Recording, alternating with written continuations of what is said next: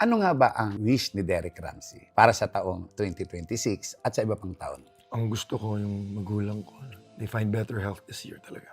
That's my number one wish, is that both of them have better health this 2026. Yun ang pinagpipray ko everyday. Magulang ko lang talaga. For me, ako, sobrang blessed na ako eh. Super. Yung mga problema ko, lahat naman tayo may problema eh. Even with the storm that I went through, I consider myself super blessed. Si Daddy nakakalabas lang ng hospital yesterday. Maganda naman yung mga resulta ng mga tests na ginawa sa kanya. Na-clear yung MRI na walang tumor sa utak. Oh, that was good news. Ang ina-address lang talagang nila ngayon yung sa paan niya.